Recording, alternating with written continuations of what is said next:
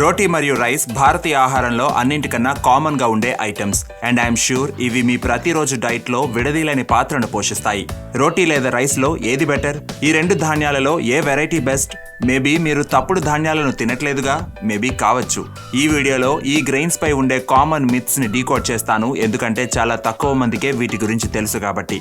ఈ వీడియోని ఎండ్ వరకు చూసాక మీకు క్లియర్ అవుతుంది ఏ గ్రెయిన్ మీకు బెస్ట్, దాన్ని ఎలా తింటే వాటి యొక్క పూర్తి బెనిఫిట్స్ మీకు అందుతాయో. రండి ఆలస్యం చేయకుండా స్టార్ట్ చేద్దాం. Hello friends, welcome to Fit Tuber Telugu. ముందుగా whole wheat roti and white rice యొక్క న్యూట్రిషనల్ ఇన్ఫర్మేషన్ ని కంపేర్ చేద్దాం, ఎందుకంటే ఇవే మోస్ట్ కామన్ వెరైటీస్, ఎక్కువ మంది ప్రజలు తీసుకునేది. ఒక మీడియం సైజ్డ్ రోటీ మీకు అందిస్తుంది 100 క్యాలరీలు, 20 గ్రాముల కాంప్లెక్స్ కార్బోహైడ్రేట్స్, 3.5 గ్రాముల ప్రోటీన్, 2.5 గ్రాముల ఫైబర్తో పాటు నెగ్లిజిబుల్ ఫ్యాట్ ఉంటుంది. మరో ప్రక్క ఒక కప్ కుక్డ్ వైట్ రైస్ మీకు అందిస్తుంది 242 క్యాలరీలు. ఇందులో 53 గ్రాముల సింపుల్ కార్బోహైడ్రేట్స్, 4.43 గ్రాముల ప్రోటీన్, కేవలం 0.7 గ్రాముల డైటరీ ఫైబర్ మరియు నెగ్లిజిబుల్ ఫ్యాట్ ఉంటుంది. కేవలం మైక్రోన్యూట్రియంట్స్ ని బట్టి చూస్తే రోటీ బెటర్, ఎందుకంటే ఇది హోల్ గ్రెయిన్ తో తయారవుతుంది. కానీ వైట్ రైస్ కి అయితే పై లేయర్ ని తీసేస్తారు. అందుచేతనే హోల్ గ్రెయిన్స్ లో యాంటీ ఆక్సిడెంట్స్ అండ్ మినరల్స్ కూడా అధికంగా ఉండి స్కిన్, హెయిర్, మిగిలిన బాడీ పార్ట్స్ యొక్క ఫంక్షనింగ్ కూడా ఉపయోగపడుతుంది. ఇక్కడ మనం రోటీ మరియు రైస్ యొక్క గ్లైసెమిక్ ఇండెక్స్ కూడా చూసుకోవాలి.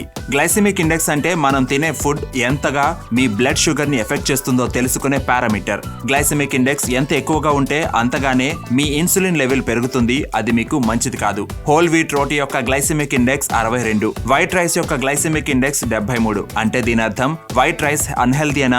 అలా కాదు. ఆలోచించారా? మీరు కేవలం రోటీ లేదా ఓన్లీ రైస్ తింటారా? కాదు కదా. అందుకే మీరు జిఐ ఎక్కువగా ఉండే వైట్ రైస్ తింటూ ఉంటే, దానితో పాటు fibre rich curries, salad, butter milk కూడా తీసుకుంటూ ఉంటే మీ పూర్తి మీల్ యొక్క జిఐ తగ్గుతుంది, మీ ఇన్సులిన్ లెవెల్ ని స్పైక్ చేయకుండానే. అయితే క్లియర్ అయింది ఏంటంటే గ్లైసెమిక్ ఇండెక్స్ అనేది ఒక రిలేటివ్ నెంబర్ మాత్రమే. రోటీ లేదా రైస్ తిన్నప్పటికీ అది మీ పూర్తి మీల్ పై డిపెండ్ అయి ఉంటుంది. ఎలాగో రోటీ అండ్ రైస్ కోసం మాట్లాడుకున్నాం కాబట్టి గ్లూటెన్ కోసం కూడా మాట్లాడుకుందాం. గ్లూటెన్ అనేది ఒక ప్లాంట్ ప్రోటీన్, గోధుమలలో లభిస్తుంది, బట్ రైస్ లో గ్లూటెన్ ఉండదు. అంటే దీని అర్థం రోటీ తినడం మానేమనా? ఎందుకంటే వెస్ట్ లో గ్లూటెన్ ఫ్రీ డైట్ అని కొత్త పంథా నడుస్తుందిగా. మీరు గ్లూటెన్ ని ఎప్పుడు అవాయిడ్ చేయాలంటే మీకు గ్లూటెన్ అంటే ఎలర్జీ ఉన్నప్పుడు మాత్రమే.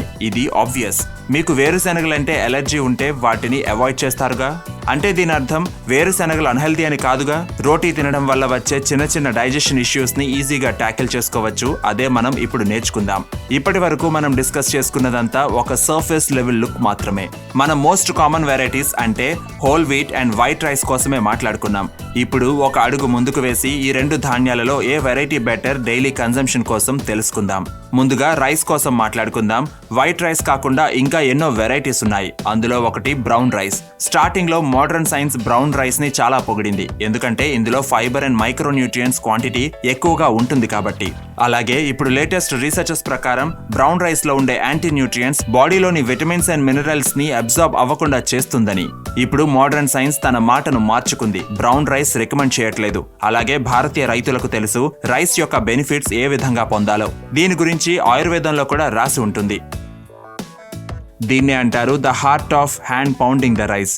సో జరిగేది ఏంటంటే బ్రౌన్ రైస్ ని ఈ విధంగా కర్రతో కొట్టడం చేత బ్రౌన్ రైస్ లో ఉండే యాంటీ న్యూట్రియంట్స్ బయటకు పోతాయి. అప్పుడు విటమిన్స్ అబ్జార్ప్షన్ లో ఎలాంటి ప్రాబ్లం ఉండదు. అయితే డైలీ కన్జంప్షన్ కి బెస్ట్ బియ్యం ఏవి? రోజు తినడానికి హ్యాండ్ పౌండెడ్ రైస్, కామన్ గా దీన్ని సెమీ బ్రౌన్ రైస్ అని కూడా అంటారు. అవునండి, మన భారతీయులు ఎప్పటి నుండో సెమీ బ్రౌన్ రైస్ ని తింటూ వస్తున్నారు. కానీ ఇప్పుడు ఇది కేవలం గ్రాస్ రూట్స్ వరకే పరిమితం అయిపోయింది. రైతులను అడగండి, మీరు ఏ రైస్ తింటారు అని మీకే తెలుస్తుంది. మీకు తెలుసా, పాలిష్ పెట్టిన వైట్ రైస్ 1970లోనే లైమ్ లైట్ లోకి వచ్చిందని.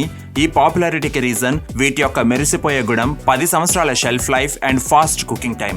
ఇంకా ఎలాంటి కెమికల్స్ ని రైస్ ని పాలిష్ పెట్టడానికి యూజ్ చేస్తారో కూడా మీరు చెప్పలేరు. అందుకే ఈ రోజు నుండే hand pounded semi brown rice ని తినడం స్టార్ట్ చేయండి. ఇందులో యాంటీ న్యూట్రియంట్స్ ని రిమూవ్ చేయడం వల్ల ఫైబర్ రిచ్ కాంప్లెక్స్ కార్బోహైడ్రేట్స్ ఉండడం చేత ఎనర్జీని క్రాష్ అవ్వనివ్వవు. బ్రౌన్ రైస్ లాగా చ్యూయిగా ఉండవు, కుకింగ్ కి కూడా తక్కువ టైం తీసుకుంటుంది.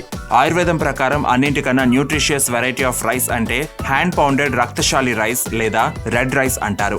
ఈ వెరైటీలో మిగిలిన రైస్ వెరైటీస్ లో కన్నా ఎక్కువ న్యూట్రియంట్స్ ఉండడం చేత హెల్త్ కి బెస్ట్ కూడా. కానీ ఇవి కొంచెం కాస్ట్లీగా ఉంటాయి, సో మేబీ ప్రతిరోజు తినడం కష్టం కావచ్చు. అప్పుడప్పుడు తప్పక తినండి, కానీ డైలీ యూస్ కి అయితే hand pounded semi brown rice best. రండి ఇప్పుడు మాట్లాడుకుందాం రోటీ కోసం. చాలా మంది దీన్ని హోల్ వీట్ తోనే తయారు చేస్తారు. మీకు తెలిసే ఉంటుంది గోధుమలలోని పొట్టును తీసేస్తే మైదా మిగిలిపోతుందని, ఇంకా ఇందులో ఫైబర్ అండ్ న్యూట్రిషన్ ఏమీ మిగలవని. హోల్ వీట్ మంచిదే, కానీ ఆయుర్వేదం ప్రకారం ఇది ఎక్కువగా అలసటను తెచ్చిపెట్టే ధాన్యం.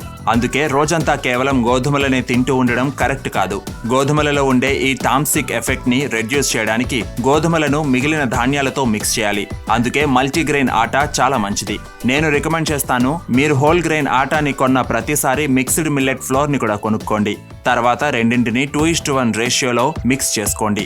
ఈ రేషియో ఏదో ఖచ్చితంగా పాటించక్కర్లేదు, మీరు మీకు నచ్చిన ఏదో ఒక రేషియోని యూజ్ చేసుకోవచ్చు. పర్పస్ ఏంటంటే రోటీ తిన్నాక త్వరగా డైజెస్ట్ అయ్యి ఎక్కువ న్యూట్రిషన్ అంది అలసట రాకుండా ఉండాలి. అలాగే భారతీయులలో గోధుమ పిండిని మిగిలిన పిండ్లతో మిక్స్ చేసి తినడం అనేది కొత్తేమీ కాదు. ఒకవేళ మీరే స్వయంగా ఆటాని మరపట్టిస్తే చూసుకోండి అవి క్రయోజెనిక్ గ్రైండర్స్ ని యూజ్ చేస్తున్నాయో లేదో. క్రయోజెనిక్ గ్రైండింగ్ వల్ల హీట్ ఎక్కువగా ప్రొడ్యూస్ అవ్వదు, దానివల్ల న్యూట్రియంట్స్ ఆవిరైపోవు. లేదా మీరు దగ్గరలోని షాప్ లో గానీ ఆన్లైన్ లో గానీ కొనుక్కోవచ్చు, ఎందుకంటే మోస్ట్ బ్రాండ్స్ క్రయోజెనిక్ గ్రైండర్స్ ని యూజ్ చేస్తున్నాయి కాబట్టి. మీకు రోటీ తినడం వల్ల డైజెస్టివ్ ఇష్యూస్ అవుతూ ఉంటే వీట్ బ్రాండ్ ని సెపరేట్ గా కొనుక్కొని మిక్స్ చేసుకోవడం వల్ల మీ రోటీ ఇంకా ఎక్కువ ఫైబర్ రిచ్ అవుతుంది. ఓవరాల్ గా బెస్ట్ రోటీ అంటే ఒకటి కంటే ఎక్కువ ఆటాస్ ని మిక్స్ చేసి తయారు చేసింది. మీరు డిఫరెంట్ కాంబినేషన్స్ ని స్వయంగా ట్రై చేయొచ్చు. దానివల్ల మీ రోటీ టేస్టీగా ఉండడమే కాకుండా హెల్తీగా కూడా మారుతుంది. ఇప్పుడు మనకు తెలిసింది best variety of roti and best variety of rice ఏదో. రండి ఇప్పుడు మాట్లాడుకుందాం చాలా ఇంపార్టెంట్ పార్ట్ కోసం. ఈ రెండు ధాన్యాలను తినే సరైన పద్ధతి, ఎలాంటి ప్రాబ్లం లేకుండా వీటి యొక్క బెనిఫిట్స్ ని పొందుతూ. రోటీని తయారు చేసేటప్పుడు ఒక సింపుల్ టిప్ ఏంటంటే, మీరు ఎంత టైం పిండిని కలపడానికి వెచ్చిస్తారో అంతే సాఫ్ట్ గా స్పీడ్ గా రోటీ డైజెస్ట్ అవుతుంది. మీకు రోటీ తినడం వల్ల హెవీగా అనిపిస్తే రోటీపై నెయ్యిని వేసుకోకుండా కూరలో నెయ్యిని యాడ్ చేసుకోండి. ఇంకా స్పీడ్ గా డైజెస్ట్ అవ్వడానికి లంచ్ లో అయితే కీరా ముక్కలు, డిన్నర్ లో అయితే అల్లం సాలెడ్ ని తీసుకోవడం మంచిది. మీకు తెలుసా తందూరి రోటీ తేలికగా డైజెస్ట్ అవుతుందని? అప్పుడప్పుడు తప్పక తినండి. మీరు పాలతో పిండిని కలుపుతూ ఉంటే గుర్తుంచుకోండి, ఈ రోటీని ఉప్పు ఉండే వస్తువులతో తింటే బాడీలో టాక్సిన్స్ తయారయ్యి స్కిన్ ప్రాబ్లమ్స్ రావచ్చు. సో ఈ చిన్న విషయాలను గుర్తుపెట్టుకుని మీరు రోటీని ఎప్పుడైనా తినొచ్చు, బట్ రోజులో 2 సార్లకు మించి తినకండి. ఇప్పుడు రైస్ కోసం మాట్లాడుకుంటే, నేను చూశాను చాలా మంది రైస్ లోని గంజిని తీసి బయట పారబోస్తారు. ఇలా ఎప్పుడూ చేయకండి, ఎందుకంటే ఈ వాటర్ లో చాలా పోషకాలు ఉంటాయి. రైస్ ని వండేటప్పుడు రైస్ ఉడకడానికి ఎంత వాటర్ కావాలో అంతే వాటర్ ని తీసుకోండి. బియ్యాన్ని ముందుగా వాష్ చేసుకొని కొన్ని గంటలు తప్పకుండా నానబెట్టుకోవాలి. ఆ తర్వాత ఏ వాటర్ లో అయితే నానబెట్టామో అందులోనే కుక్ చేసుకోండి, ఎందుకంటే ఈ వాటర్ లో పోషకాలు ఉంటాయి కాబట్టి. రైస్ ని తినడానికి బెస్ట్ టైం లంచ్, బ్రేక్ఫాస్ట్ లో కూడా తినొచ్చు. డిన్నర్ లో మీరు రైస్ తినాలి అనుకుంటే గుర్తుపెట్టుకోండి, వండేటప్పుడు బిర్యానీ ఆకు మరియు కొన్ని నల్ల మిరియాలు తప్పక యాడ్ చేయండి. ఇలా ఎందుకంటే రైస్ చలువ చేస్తుంది. ఒకవేళ మీరు దీన్ని రాత్రి తింటే అప్పటికే మీ జీర్ణశక్తి మందగిస్తుంది. దీనివల్ల indigestion, weight gain, cough and sinus issues పెరగొచ్చు.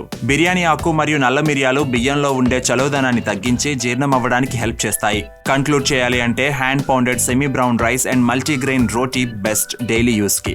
ఇంకా క్లియర్ అయింది ఏంటంటే, రోటీ అండ్ రైస్ ని కేవలం వాటి మ్యాక్రో న్యూట్రియంట్స్ ని బట్టే తినడం స్మార్ట్ డిసిషన్ కాకపోవచ్చు. ఫుడ్ ని కేవలం క్యాలరీస్ ని బట్టే పరిగణలోకి తీసుకోకూడదు. అందుచేతే ఆయుర్వేదం ఎల్లప్పుడూ ఆహారాన్ని సరైన పద్ధతిలోనే తినమని స్ట్రెస్ చేస్తుంది. ఈ రెండు ధాన్యాలు వాటికవే సూపర్ ఫుడ్స్. మన దేశంలో ఎన్నో ప్రాంతాలలో ఎన్నో శతాబ్దాలుగా కడుపు నింపుతున్నాయి కూడా.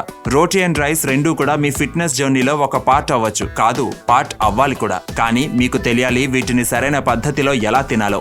ఫ్రెండ్స్, మీకు ఈ వీడియో హెల్ప్ఫుల్ గా ఉంటే ప్లీజ్ ఒక లైక్ తప్పక చేయండి. ప్లీజ్ ఈ ఛానల్ ని సబ్స్క్రైబ్ చేసుకోవడం మర్చిపోవద్దు. బెల్ ఐకాన్ నొక్కినట్లయితే నేను ఎప్పుడు కొత్త వీడియో పెట్టినా మీకు తెలుస్తుంది. మీరు నన్ను ఇన్స్టాగ్రామ్ లో కూడా ఫాలో అవ్వచ్చు. My name is Vivek. I thank you so much for watching.